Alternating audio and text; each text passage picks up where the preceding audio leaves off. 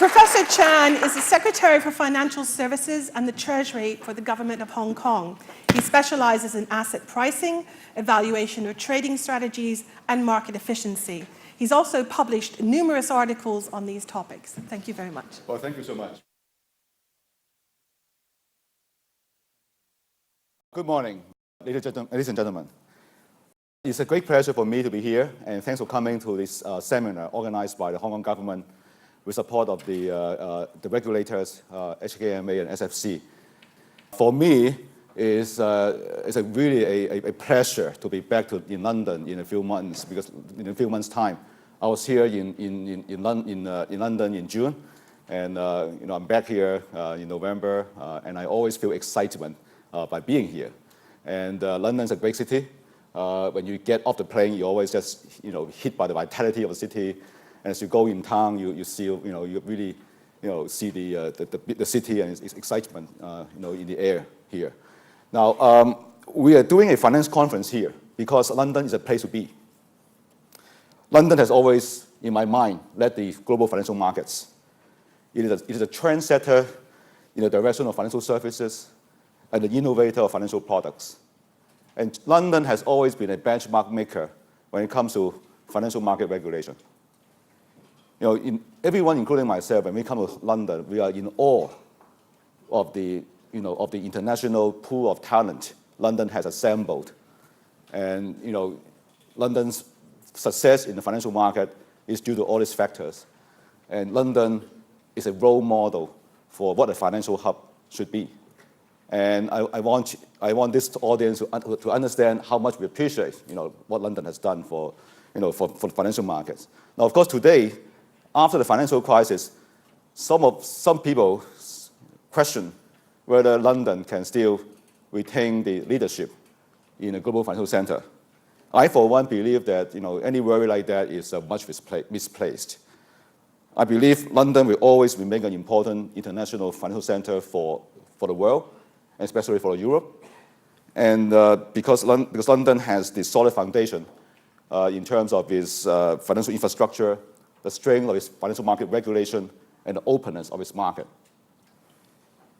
Now, of course, the global financial crisis has caused a setback in the development of global financial service industry. The new regulation that's formulated post-crisis have added cost and uncertainty to the industry. But I believe nothing will detract from the financial industry being the pillar of the economy, of the global economy, because we need the industry to facilitate economic growth and add value to the business. And the basic economic reasons for the emergence of global financial centers have not been shaken by the crisis. The global trade, the technology of trading, the capital movement around the world, the regulation of single market. This is all there. And I believe London will continue to fill the role of these international financial centers.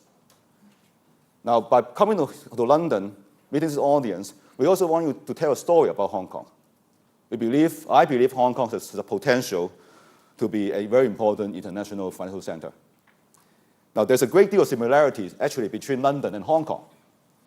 We have many strengths in common, and they lay the foundation to this international financial center. These include the freedom of movement of capital and freedom of information in Hong Kong. This includes a common law system that we have in Hong Kong and a very robust regulatory regime in both Hong Kong and London. Now, Hong Kong, of course, has some other advantages. Our unique advantage in a simple and transparent taxation system and our time zone advantage in a global trading platform added to the appeal of Hong Kong as an international financial center. Hong Kong and London have followed similar paths in the development of our financial markets. We consistently rank alongside, side by side, in many international rankings of international financial centers. This includes the Global Financial Center Index. This includes the phrase or the word coined by Fortune, the Lai Long Kong, London and Hong Kong being two of these great top three global financial center cities.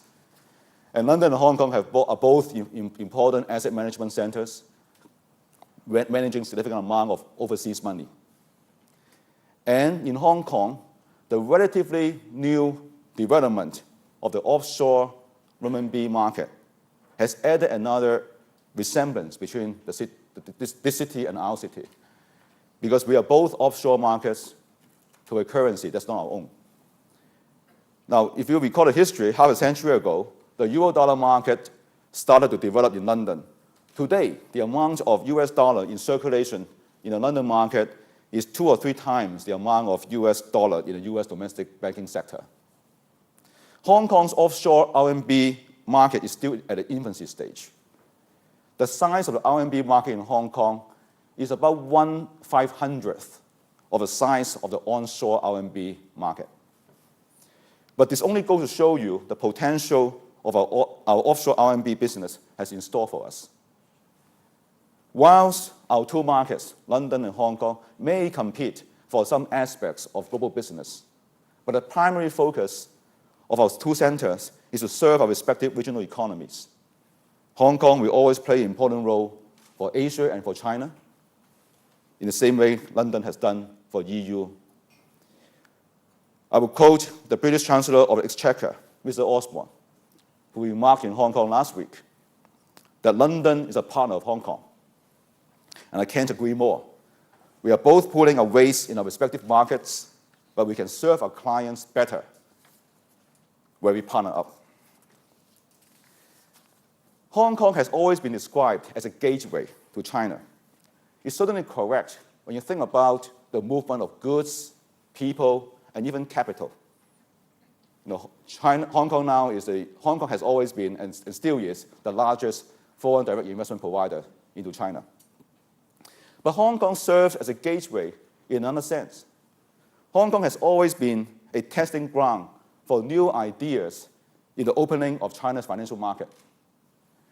Experimentation done in Hong Kong has heralded much bolder reforms done in the mainland, which have contributed to the success of China's economic development strategy. And let me quote the example of the equity market.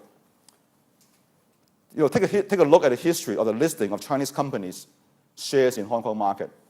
Now, back in 1993, we saw the first Chinese company listed in Hong Kong, the Qingdao Brewery. Back then, China had no capital market.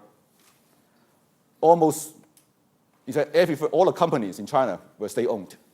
There was no corporate governance structure, and companies did not have international accounting standards.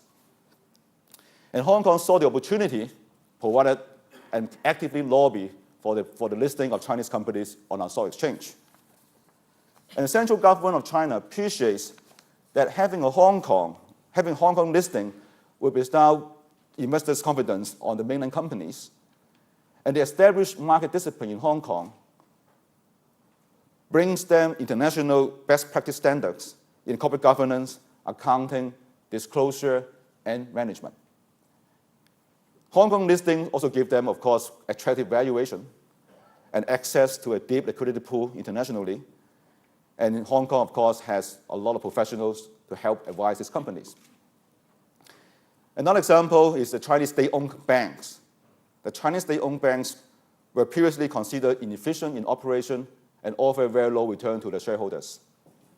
And Hong Kong has played an important role in the reform of those banks. All 4 state-owned banks were listed in Hong Kong market in recent years. The IPOs received good valuation, and these banks have gained reputation on a corporate governance standard and regulatory standards. There has been no stopping ever since the first H shares listing in 1993. As of the end of September this year, 556 mainland companies were listed in Hong Kong, raising a total of $351 billion US. And last year, Hong Kong ranked number 1 in the world for IPO funds raised. In 2009, the total fund raised was $31 billion US, and the IPO funds raised this year will exceed that number.